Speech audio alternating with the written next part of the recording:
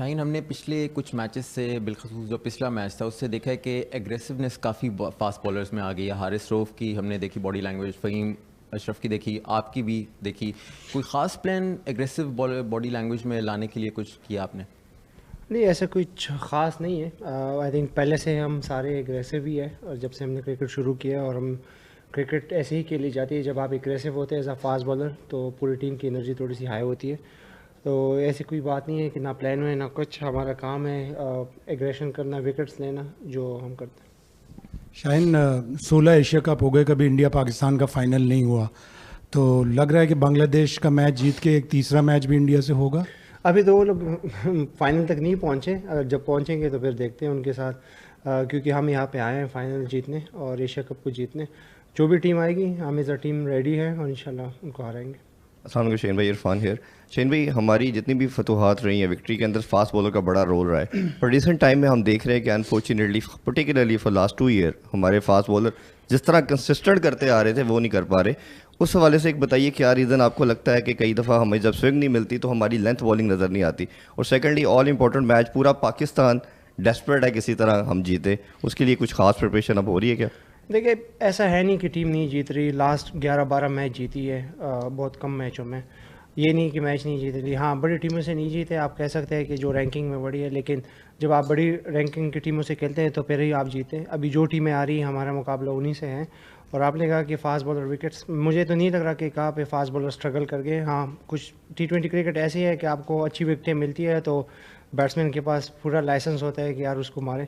लेकिन या as a fast bowler हमें वेरिएशन और लेके आनी चाहिए अपनी बॉलिंग में, और हम उसको इम्प्रूव कर रहे हैं।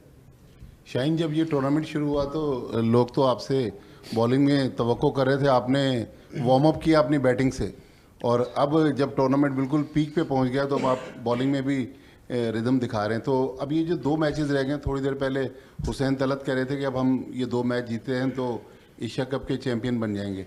तो आपके कैरियर में अभी तक कोई इस तरह की बड़ी विक्ट्री नहीं है टूर्नामेंट की, तो अपनी परफॉर्मेंस जिस तरह आज आपने बॉलिंग की, ऊपर से आउट किए, तो किस तरह देख रहे हैं अगले 2 मैचेस को? जैसे जैसे पिछले मैच हुए हैं, और जो आप कह रहे हैं कि बैटिंग वगैरह, मेरा काम है कि मुझे जिस टाइम भी जो पोजीशन मिले मैं उसको करूं।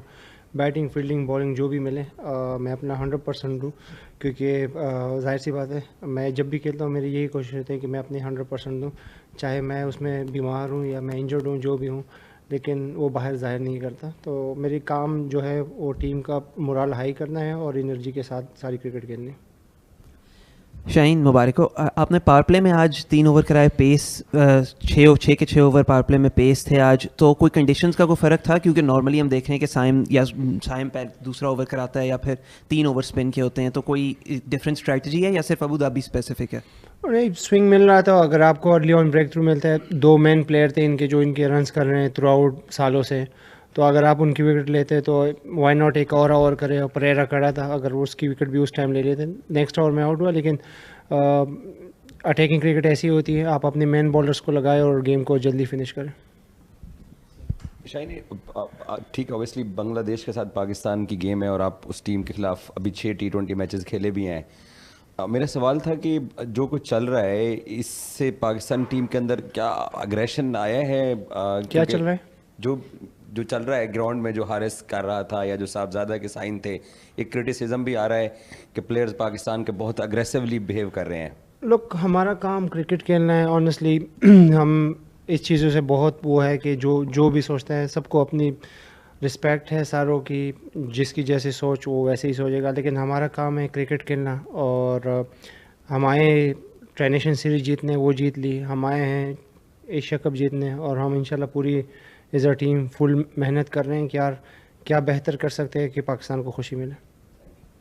शाहीन भाई, आप एक सवाल इस पे हो ही गया आपकी बैटिंग पे, पर अगर आप तवज्जो दें कि जैसे सईम अयूब का मेन काम बैटिंग है बट वो बॉलिंग में बहुत अच्छा कर रहा है। मोहम्मद नवाज़ स्पिनर माना जा रहा है बट उसने भी अच्छी बैटिंग की, आपने अच्छी बैटिंग की।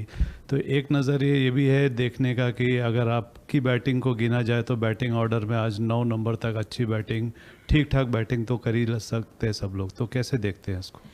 नहीं, आप टीम में खेल रहे हैं तो आपकी जॉब है कि आप सारी चीज़ें करें।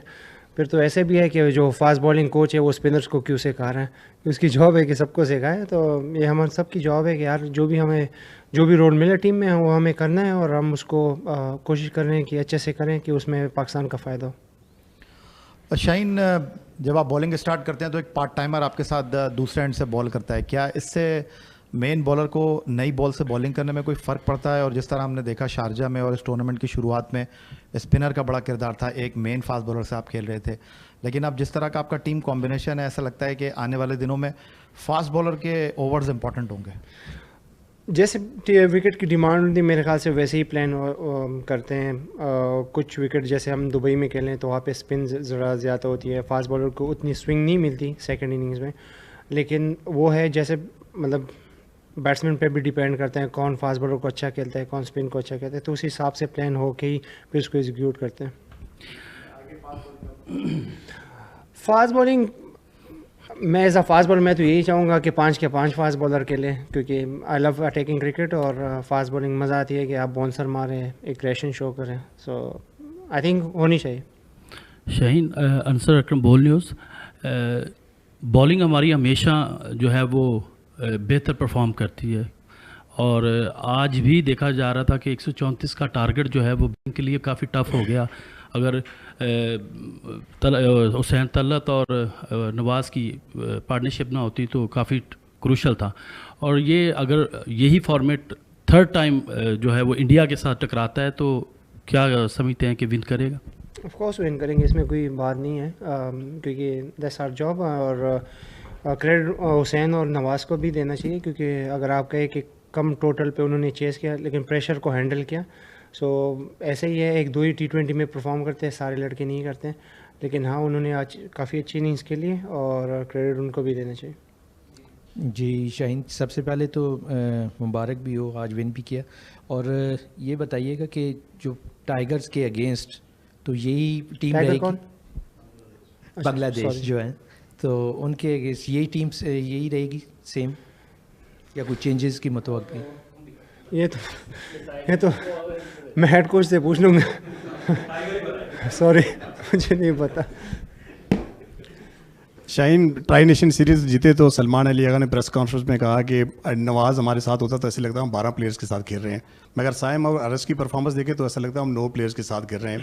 हुसैन तलत की परफॉर्मेंस आपके सामने है, उनको लाया गया, उन्होंने मैच जिता दिया, तो आपको नहीं लगता कि अब जो आउट ऑफ फॉर्म प्लेयर हैं उनको बेंच पे बिठाया जाए, क्योंकि अब ऐसे स्टेजेस पे पाकिस्तान पहुंच चुका है कि यहाँ पे शायद मजीद बोझ इस तरह की परफॉर्मेंस का बर्दाश्त न कर सके? ये भी हमारे ही प्लेयर है, इन्होंने ही परफॉर्मेंस की है, काफ़ी अच्छी इनिंग्स। अगर आप हारिस की बात करें, उसने लाहौर में बांग्लादेश के ख़िलाफ़ ही 100 किया था, तो ऐसा नहीं है कि उसको ना बैटिंग आती है ना कुछ साइम को नहीं आती, they both are main players, और साइम अगर बैटिंग नहीं करता तो वो बॉलिंग में अपना एफर्ट करता है, फील्डिंग में करता है, तो आपको टीम मैन चाहिए होते हैं। ये नहीं जो बेंच पे भी बैठे हैं ये भी कोई बुरे प्लेयर्स नहीं है, सारे हमारे अपने प्लेयर्स हैं, लेकिन अपॉर्चुनिटी का वेट होना चाहिए, और वो इतने मेहनत कर रहे हैं कि वो जब भी उनको मौका मिले वो अपना 100% देंगे। हुसैन भी वेट कर रहा था, वो आके उसने मैन ऑफ द मैच लिया।